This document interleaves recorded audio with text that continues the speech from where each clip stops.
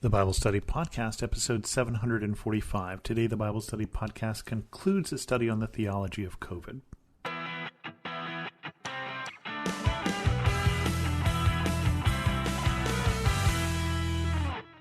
Welcome to the Bible Study Podcast. I'm your host, Chris Christensen. I'm going to end this study with this particular episode and get back to the study of the minor prophets next week.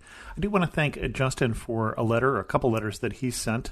Justin and I don't see eye to eye on some of the issues that we've been talking about. I don't think I changed his mind. I don't think he changed mine either. But I think with this episode, I'll have said my piece and we'll move on. So I wanted to talk about a couple other issues that have come up in this theology of COVID. And if this is your first episode, I would go back 2 episodes to where I start talking about science and religion, or science and Christianity specifically, and then also talk about overriding principles like loving one's neighbor and how that would apply in this particular case as I see things. There are a couple different things that I have heard from people as they're evaluating this particular pandemic and what to do that I want to address. One is that I know some people who are not wanting to get vaccinated because of a purity issue, that they want to be careful of what they put into their body. And I understand that. Honestly, I relate to that. That's something that I think about. And the only things I would say about that is, one is we need to understand that a virus itself is also coming from outside and isn't planning on asking your permission. Just want to make sure that people know how a virus works. The way a virus works is it's sort of like a life form and sort of not. And because what a virus does is it uses your own cells to reproduce.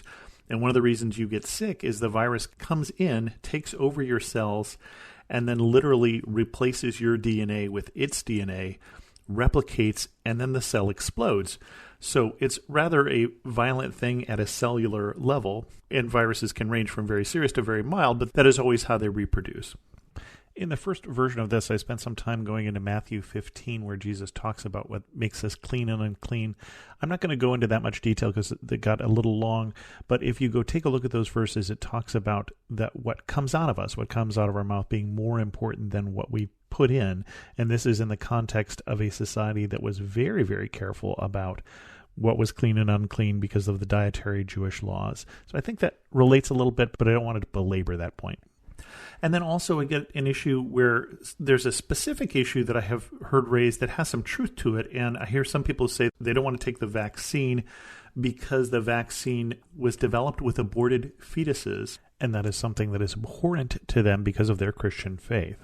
And there's a kernel of truth to that the Johnson & Johnson vaccine in particular did for its research use some previous work. I believe that dated back to an aborted fetus from 1985, so no new children died to make the vaccine, and it isn't included in the material of the vaccine itself, such that the Catholic Church, which is certainly pro-life, has said that it'd be okay for Catholics to take the vaccine. But if that's an issue for you, I would just recommend that get the Pfizer or the Moderna, which don't have that issue. That wasn't part of their development. The last time we talked about that God will heal me from this. And we certainly believe that God can heal us from health problems, big and small. But I was reminded as Jesus is healing different people, he did it in different ways at different times. And I'm not going to go through every example of Jesus healing people, but I think of times when he touched people. I think of times when he said a word and they were healed at a distance. I think of times when he laid hands on them. And then I think of that one odd time where Jesus healed someone with spit. And I'm not making this up. It comes from John chapter 9. They encounter a man who's been born blind, and they have a theological talk about why this man was born blind. And then in chapter 6 it says, after saying this, he spit on the ground, made some mud with the saliva, and put it on the man's eyes. Go, he told him, wash in the pool of Siloam. So the man went and washed and came home seeing. And I've always thought that was an odd thing, because we see that Jesus healed people who were blind in other ways that didn't involve spit. But in this particular case, he chooses to work in this rather unusual way with spit and mud. It's a reminder to me that I think we sell God short if we think he can't heal us through other less sophisticated ways, other than big miraculous signs. If God can heal us with spit, then certainly he might also be able to work through vaccines and antivirals and all sorts of other things. The last issue that has come up with my discussions with Christians is about the issue of freedom. And this is perhaps a little more ticklish of an issue because I hear people who are saying, for instance, they're opposed to vaccine mandates and therefore they're not getting vaccinated because it's an issue of freedom. And that is certainly something as an American I can relate to. It's part of our, I want to say, national religion that freedom is very important. But I'm not sure that it's quite as part of our Christian religion. And I sometimes think we mix the two in ways that I'm concerned about. I think when Paul talks about freedoms, and Paul does talk about freedom, and one of the places he talks about it is Galatians, because he thinks the Galatians have sold themselves back into slavery to the law. Even in that book, where he's trying to encourage them to live a life of freedom, he says, "For you are called to freedom, brothers, only do not use your freedom as an opportunity for the flesh, but through love serve one another." All of the early Christian writers, as I read them, would say that love and how we express it is more important than freedom. And boy, that sounds hard to hear, especially as, for me as an American, it's hard to say. I'm not saying that freedom isn't important or that I don't value it as an American, but I think of it more as an American value than a Christian value. Because I think we talk about, I can do whatever I want, is what we mean when we say freedom. And yet, I see calls for me in the gospel to think of you first, before I think about what it is that I want and what I want to do. And I sometimes see that that is a countercultural, for sure, portion of the gospel. But I think it's a place where we need to differentiate between what is our faith and what is our culture. And lastly, as we deal with these sort of issues, even when we disagree about them, these are places where we need to use some discernment. And I want to tell you a little bit of a story here. So one of my former coworkers, his wife is in biomed. She's a biomedical engineer or a lab technician, and she has been working on the tests that we used to see if people are sick in this particular pandemic. And I know that the people in those fields, he tells me, have been working 12-hour days to try and make better tests and to try and keep up with the viruses changing and things like that. Have been working very hard. And she works very closely with the people developing vaccines who are continuing to develop vaccines because they need to make sure that the tests work with the vaccines in the sense that when you're vaccinated, we can tell whether you're sick, and then they're not misdiagnosing people who are vaccinated as being sick.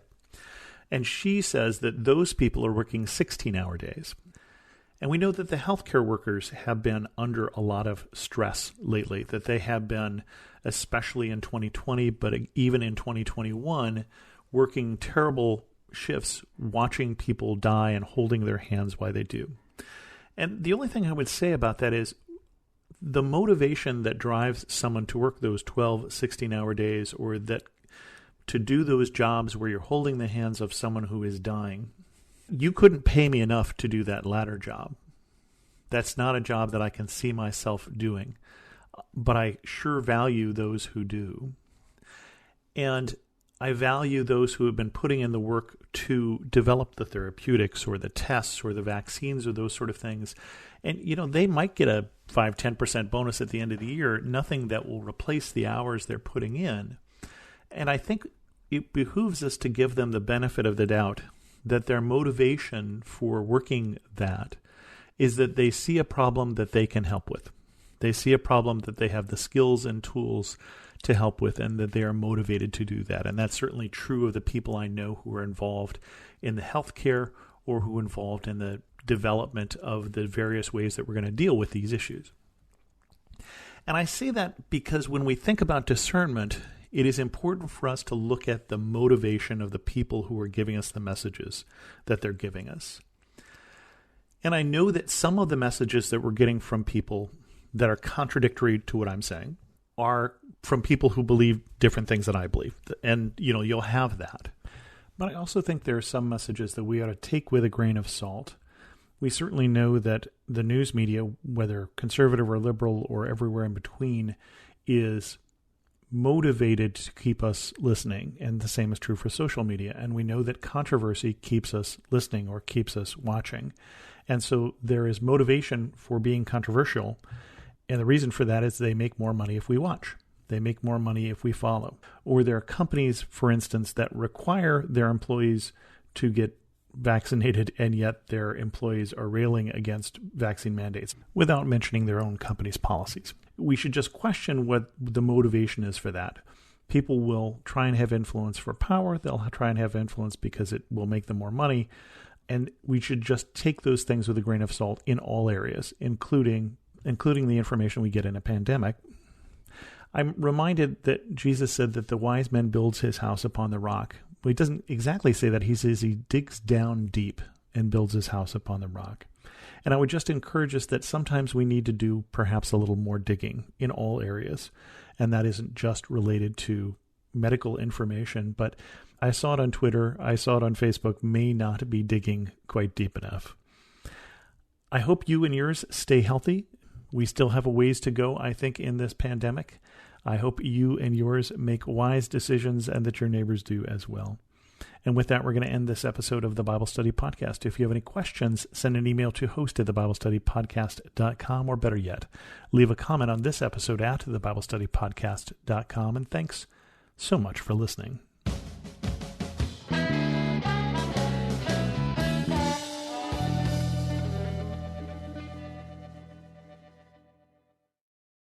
Hey, Ted, what do you want to do today?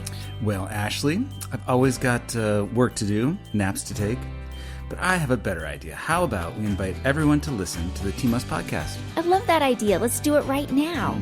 Hi, everyone. We're Ted and Ashley Slater, and we'd love for you to join us as we talk about teamwork in marriage.